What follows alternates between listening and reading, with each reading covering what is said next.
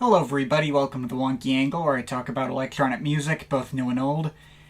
And today I'm talking about the second album from Tangerine Dream, Alpha Centauri. There's a lot of mixed opinions on where the good stuff in the Tangerine Dream catalog really starts. I already figured plenty of people weren't going to care that much about anything they did pre-Phaedra or post-Hyperborea. My review of Electronic Meditation saw a lot more people actively dumping on that album in the comments than I'd expected. Come on now, it's not that bad. Excessively weird and off-brand? Yeah. A little inconsistent with their sound and not fully formed yet? Yeah, but embarrassing? No. That album's fine. Come on. Their follow-up here from 1971 isn't exactly among their most popular or well-remembered either.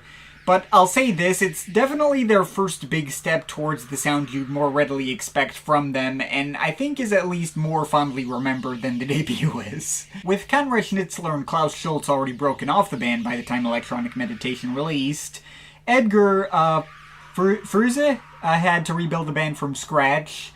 I think I got that right this time. It's not Froese like I was saying before. So this time the core lineup is Früze as per usual on organ, bass and guitar, Christopher Franke on drums, flute, synths, and other things. He'd stay on board with the band all the way until 1987, conveniently around the time that I'll be cutting off the series. Also for this album only, the third core member was keyboardist and occasional vocalist Steve Schroeder.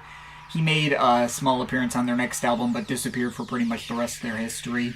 Also, there's some guest appearances here from Udo Dennenberg on flute and voice, as well as Roland Pollock on additional synths. Now, as for the overall sound and style of the album, it is definitely carrying off the experimental Krautrock sound that Electronic Meditation had, and developing off of that as a starting point, but focusing more on the parts of that album that actually worked, and especially doubling down on the more atmospheric, spacey drone elements that were prominent on that album's opener. Alpha Centauri marks Tangerine Dream's first foray into what Edgar Früze called kosmische music, perhaps still focusing on open-ended improvisation to some extent, but with way more of a focus on spacey ambient soundscape building. The electronics are also noticeably more of an element on this album than on the last one, which admittedly isn't saying much since they were barely present at all in the last one, but they are definitely much more present here. Now, I'm not going to say that I was absolutely in love with this album, but it is definitely an improvement on what they were doing before.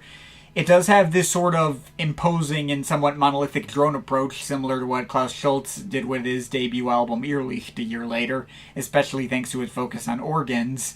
Though I do think there is a bit more texture and evolution than that album provides. A bit more of a journey that doesn't just feel like you're staring into the void for 40 minutes. Even if Irrlicht was more of an emotionally harrowing experience, I think I enjoy that one more. This album's structure is pretty similar to that one as well, being made out of just 3 tracks with 2 very lengthy pieces and 1 much shorter one. Although, for this album, the shorter one is the opener, Sunrise in the Third System. A slowly building piece that sets the tone with its minimal squeaking guitar plucks, giving way to buzzing and droning synth and organ chords that feel just as foreboding as you'd expect from what the album cover sets you up for. But the real meat of the album begins immediately after that. The 13-minute fly-in collision of Comas Sola feels like all the best parts of their first album brought out to their fullest potential and given something resembling an actual tune. Starting out fairly stripped back with all these simple cascading synth effects, building into more organ and synth chords with some flute improvisation on top, definitely setting up that intense and otherworldly effect.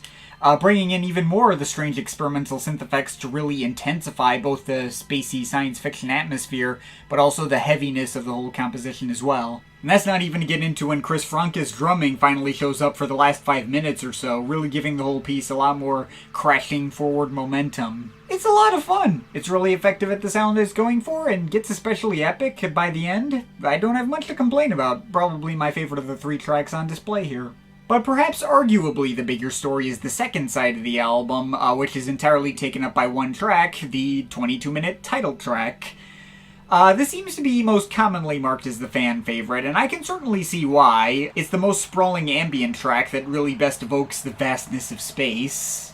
And it has a decent amount of evolution, from foreboding cymbal ringing in the beginning to peaceful drones made entirely out of flutes to creepy waves of synths floating right through the entire mix. Sections that are made a lot more monolithic and open to other sections that try to have a bit more of a meandering and comforting tune.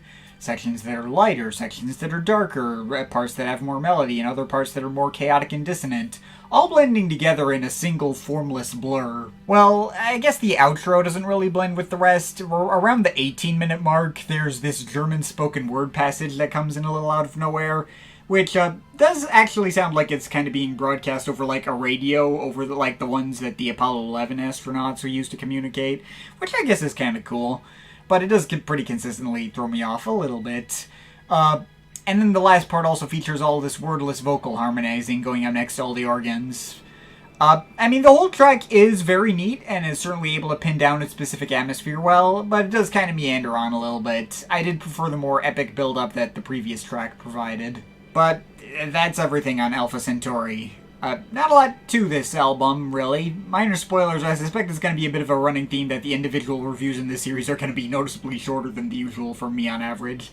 Not out of lack of quality, but, out of the appeal of this kind of music, not necessarily lending itself well to longer form discussion. This album in particular isn't exactly one I'd mark as like a big favorite in their catalog. It's one that certainly evokes space as well that it aimed to, but it's an incarnation of it that doesn't go as deep or feel as expansive as other projects of theirs can.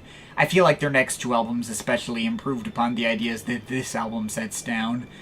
But at the same time, I did all around enjoy myself through every time I put it on. Electronic Meditation was only decent. This album raises the bar to solidly good.